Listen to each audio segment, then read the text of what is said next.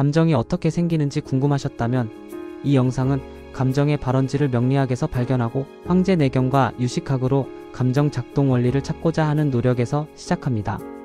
얼큰한 속풀이 명리 개미일주 편. 구독, 좋아요 앤드 알람 설정으로 함께 해주세요. 눈물 젖은 빵을 먹어본 개미일주의 속사정. 안녕하세요. 답답한 여러분의 속을 시원하게 뚫어드리고 엉킨 마음을 명리로 풀어드리는 얼큰한 속풀이 명리입니다. 오늘은 60갑자 중에서도 남모를 눈물을 가슴에 붓고 묵묵히 자신의 길을 걸어가는 사람들, 바로 개미일주에 대한 이야기를 해보려 합니다. 혹시 본인이 개미일주이거나 주변에 개미일주가 있나요? 겉으로는 순한 양처럼 보이지만 그 속에는 뜨거운 사막을 옥토로 바꾸는 엄청난 인내와 사연이 숨어 있습니다. 오늘 그 깊은 속내를 한번 들여다보겠습니다. 개미일주는 개미와 같은 성실함, 그리고 미식가. 흔히 개미일주를 발음 그대로 개미에 비유하곤 합니다. 이게 참 틀린 말이 아닙니다. 개미일주는 정말 개미처럼 일합니다. 일지에 미토를 깔고 있는데 이게 바로 식상의 고지, 즉 식량 창고입니다. 이분들 아무리 어려워도 절대 굶어 죽지 않습니다. 부지런히 일해서 창고에 곡식을 가득 채워놔야만 두 다리 뻗고 자는 사람들이거든요. 재미있는 건 개미일주 분들이 사실 굉장한 미식가라는 점입니다. 맛있는 걸 누구보다 좋아하고 먹는 것에 의미를 크게 두죠. 그런데 정작 본인은요, 돈이 아까워서 못 사 먹습니다. 남들한테는 잘 베풀어도 나 자신을 위해 쓰는 돈은 벌벌 떠는 짠내 나는 알뜰함이 있어요. 그래서 개미일주에게 줄 수 있는 최고의 선물은 비싼 물건보다 정말 맛있는 밥 한 끼를 대접하는 겁니다. 그 따뜻한 밥 한 끼에 이분들은 깊은 감동을 받습니다. 미운 오리 새끼의 아픔과 성공. 하지만 개미일주의 삶이 늘 평탄한 것만은 아닙니다. 개미는 불상으로 검은 양입니다. 하얀 양떼 속에 섞이지 못하는 검은 양. 그래서일까요? 개미일주 분들은 유독 어린 시절이나 과거의 소외감을 느낀 경험이 많습니다. 찢어지게 가난했거나 따돌림을 당했거나 혹은 가정 내에서의 차별, 가슴속에 눈물이 마를 날이 없었던 분들이 많아요. 마른 논바닥처럼 갈라진 마음의 상처를 안고 사는 거죠. 하지만 여러분, 개미일주는 비가 내려 옥토가 된 땅입니다. 미운 오리 새끼가 결국엔 백조가 되어 날아오르듯 개미일주는 그 숱한 난관을 이겨내고 기어이 성공을 만들어내는 자수성가의 아이콘입니다. 7.8기 끝에 부자가 되어서도 자만하지 않고 여전히 개미처럼 겸손하게 사는 존경스러운 분들이 바로 이 개미일주입니다. 묘궁에 갇힌 육친의 아픔. 그런데 우리가 개미일주의 속마음을 더 깊게 들여다봐야 할 이유가 있습니다. 바로 일지의 노인묘, 즉 묘지의 기운 때문입니다. 개미일주는 내가 앉은 자리가 묘지라 영감이 아주 발달해 있습니다. 꿈도 잘 꾸고 남들이 못 보는 걸 꿰뚫어 봅니다. 하지만 그만큼 신경이 예민하고 불안해서 공황장애나 우울증 같은 마음의 병을 앓기도 쉽습니다. 특히 가족관계에서 남모를 아픔이 있는데요.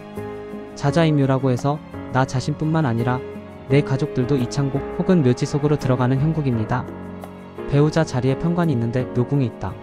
남들 보기엔 번듯한 배우자지만 정작 부부 사이엔 깊은 정을 나누기 어렵거나 주말 부부처럼 떨어져 지내야 탈이 없습니다.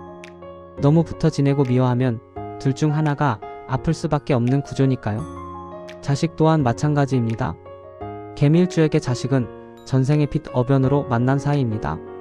자식 때문에 웃기도 하지만 자식 때문에 가슴이 찢어지는 아픔을 겪기도 합니다. 내가 너무 자식을 통제하려 하거나 내 치마 폭묘지 안에 가두려 하면 자녀가 아플 수 있습니다. 결론으로 개미일주가 행복해지는 법.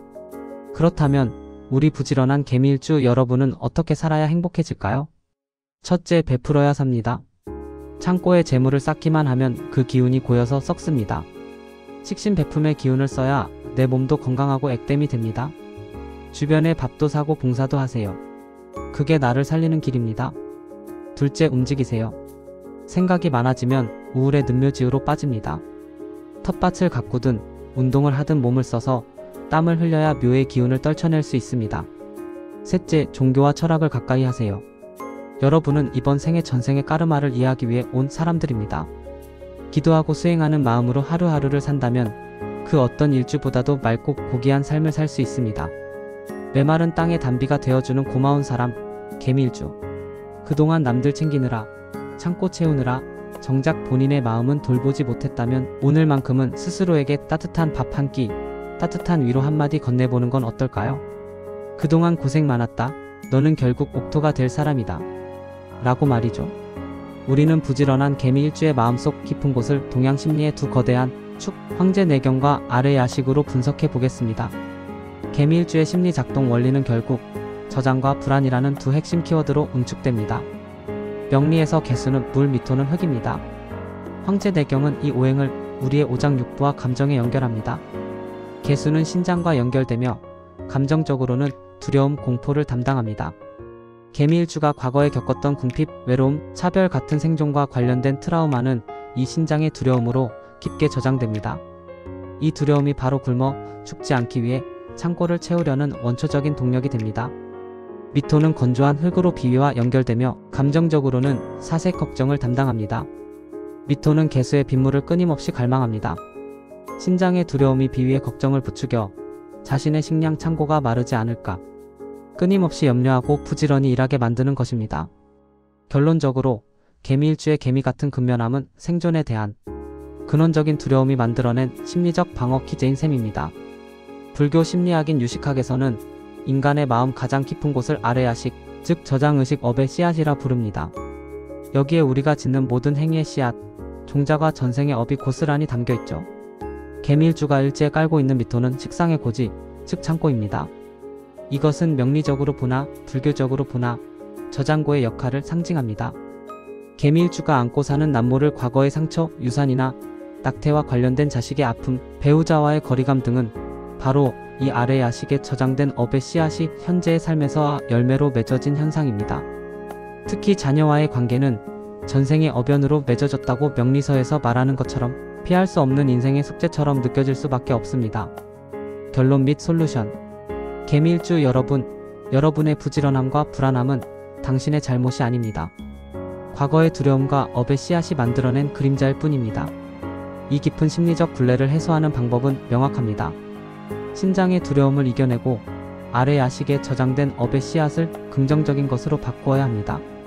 움직여서 땀 흘리고 아낌없이 베풀고 나누며 창고에 쌓인 기운을 순환시킬 때 비로소 그 두려움은 지혜로, 카르마는 복덕으로 바뀌게 될 것입니다. 여러분의 별난 친구로 오랫동안 함께하고 싶습니다. 다음 편에는 갑신의 마음 작동 원리를 해석해 보겠습니다. 얼큰한 속풀이 명리로 다시 만나요.